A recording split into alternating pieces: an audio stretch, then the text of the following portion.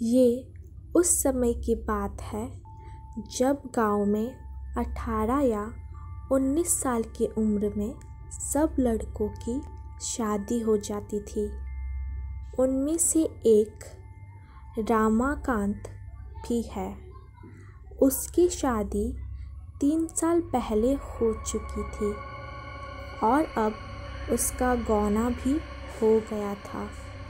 उसकी बीवी बहुत निडर थी।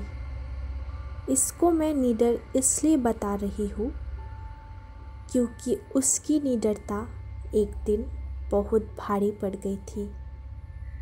3-4 साल पहले तक गांव की अधिकतर औरतें सुबह सुबह उठकर लौटा लेकर नृत्य क्रिया के लिए कोई खेत में तो कोई खेल मैदान में जाती थी। वो भी जब गांव के पुरुष सो रहे होते हैं।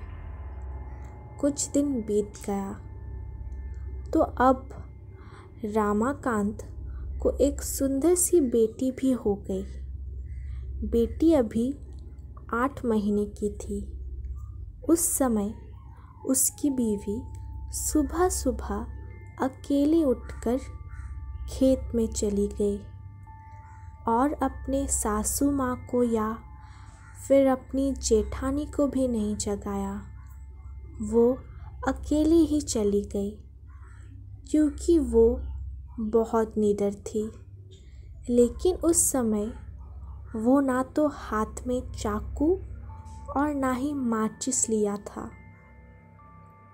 जिस घर को बच्चा पैदा होता है उसके 1 साल तक उस घर की औरत को बाहर अकेले भेजा नहीं जाता, वो भी सुबह सुबह बिना किसी को साथ लिए, क्योंकि उस औरत पे भूत प्रेत इन लोगों का साया जल्दी पड़ जाता है। लेकिन वो अकेले गई थी।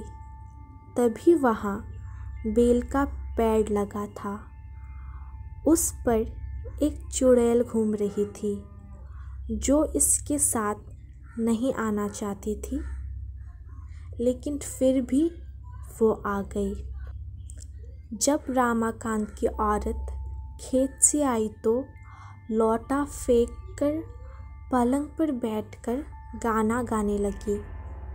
बगल में ही खाट पर लेटी हुई उसकी बच्ची ज़ोर ज़ोर से रो रही थी, लेकिन वो तो गाना गाने में व्यस्त थी, इसलिए उसे सुनाई नहीं दिया।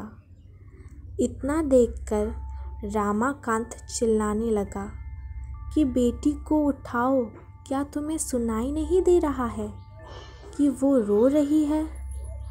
फिर भी वो जवाब नहीं दी। कांत की भाभी आ गई और वो समझ गई कि ये कौन है और रामाकांत को इशारा किया कि जाओ दादाजी को बुला लाओ। इतना सुनते ही रामाकांत समझ गया कि मेरी बीवी के ऊपर कोई चुड़ैल का साया है। तभी भाभी ने दादाजी का नाम लिया। तब तो रामाकांत पलंग पर बैठकर दादागिरी झाड़ने लगा और बोला कि तुम कौन हो? यहाँ पर क्यों आई हो? क्या तुम मुझसे शादी करना चाहती हो? चुड़ैल ने कहा, मुझसे तुम्हें क्यों दिलचस्पी हो रही है? क्यों मुझसे शादी करने के लिए आतुर हो? तो रामाकांत झट से बोला कि मैं कुछ काम धंधा तो करता नहीं, लेकिन अगर तुम साथ रहोगी तो धन दौलत लाती रहोगी। चुड़ैल ने हंसकर बोला, ऐसा कुछ नहीं होता।